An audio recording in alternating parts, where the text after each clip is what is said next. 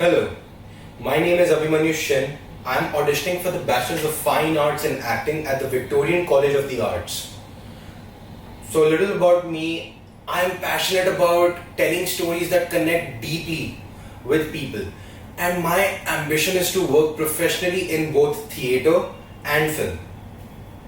I see this course as the perfect place to refine my craft, expand my skills, and build the foundation to make bold, meaningful work as an actor. So, the pre 1910 classical monologue that I'm going to perform for you is from The Cherry Orchard by Anton Chekhov, and I am reading the lines for Trofimov.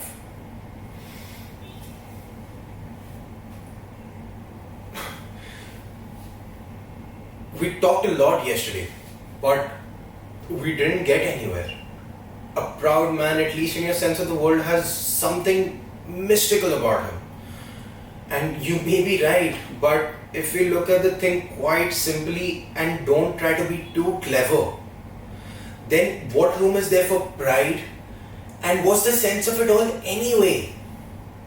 If in fact man is a pretty poor physiological specimen, and if the great majority of humanity is crude, stupid, and profoundly miserable, it's time we stopped admiring ourselves. The only thing to do is work. Here in Russia, very few fine people actually do any work. The kind of intellectuals I know don't do anything. They call themselves an intelligentsia, but they speak to the servants as inferiors and treat the peasants like animals. Science is something they just talk about, and about art they know precious little. Oh, they're all very earnest, going around, looking all solemn. And what does it mean to die? Perhaps we have 100 senses, and perhaps when we die we lose only the 5 we know while the other 95 live on. Still, I see a bright and beautiful future for humanity. For so long, the greater part of human existence has been this suffering. A select few control the wealth, grinding the majority into the dirt beneath them. And recently, as the world has developed and machines start to replace the worker, another kind of tyrant is emerging. Not born of wealth, but having fought tooth and nail to gain it. He is greedy and uncouth, without any of the delicacy or the generosity of the aristocrat. Instead, all righteous, self-satisfied and clumsy. And both the aristocrat and the oligarch ignore the one strongest asset of mankind: the community.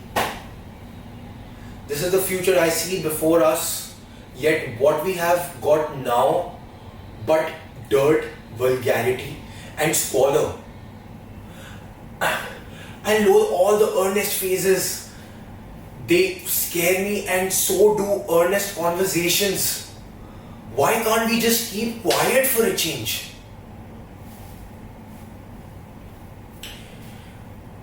My post 1910 contemporary monologue is gonna be from Sweat by Lynn Nottage, and I'm reading the lines for Chris.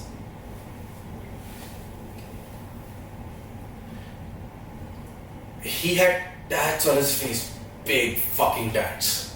He looked ridiculous. I had to deal with the bullshit inside, Aryan Brotherhood. But Jason, that shit surprised me. He looked old, like a man, like his dad used to before he died. It kind of freaked me out. I don't know, a couple minutes and your whole life changes. That's it. It's gone. Every day I think about what if I hadn't, I run it, a tape over and over again. what if? All night in my head. I can't turn it off. Reverend Duckett said, lean on God for forgiveness. Lean on God to find your way through the terrible storm. I'm leaning into the wind. I'm fucking leaning. And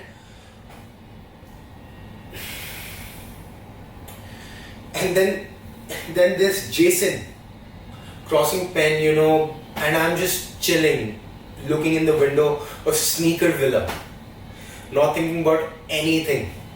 He sees me, I see him, neither of us could move for a second.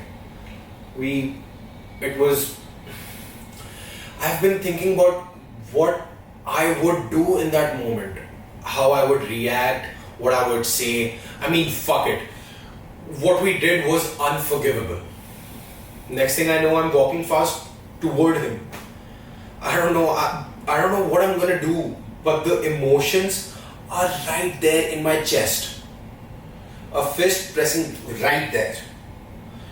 Pressing.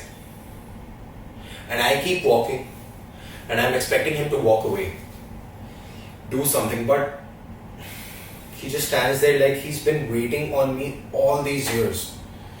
And we come face to face, like right here. I can smell his breath. That's how close we are. I can see the fucking veins in his eyes. And my fists clench, my fingernails dig into the palms of my hands, and then it just happens. Weird. We're hugging.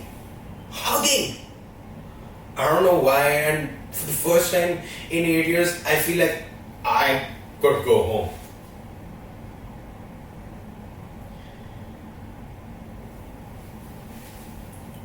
My next post 1910 monologue is gonna be from I Hate Hamlet by Paul Rudnick. And I'm reading the lines for Andrew.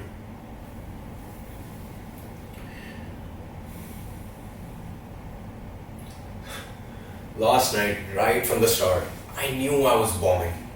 I sounded big and phony, real thee and thou, and then I started rushing it. Hi, what's new in Denmark?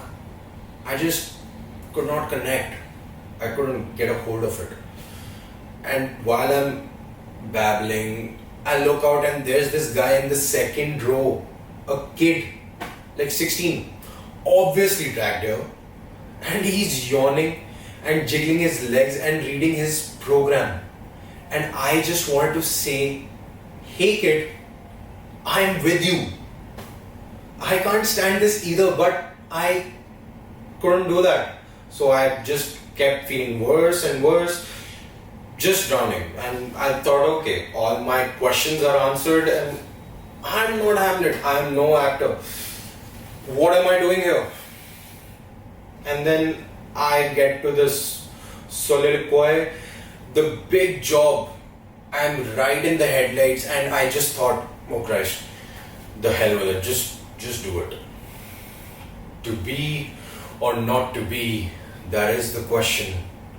Whether it is nobler in the mind to suffer the slings and arrows of outrageous fortune, or to take arms against a sea of troubles, and by opposing, end them.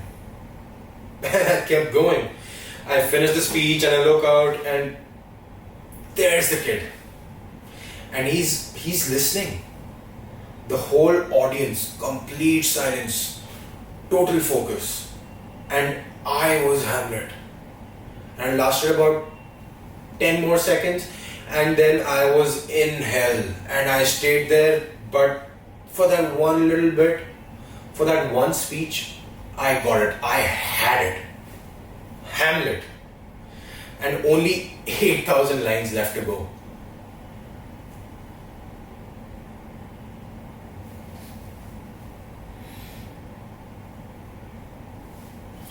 At last, I'm gonna sing a cappella of Lean on Me by Bill Withers.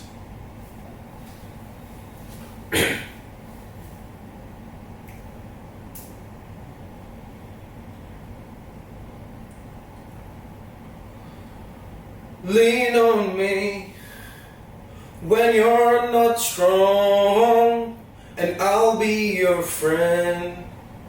I'll help you carry on, for it won't be long till I'm gonna need somebody to lean on.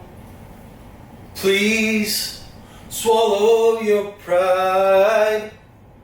If I have things you need to borrow, for no one can fill those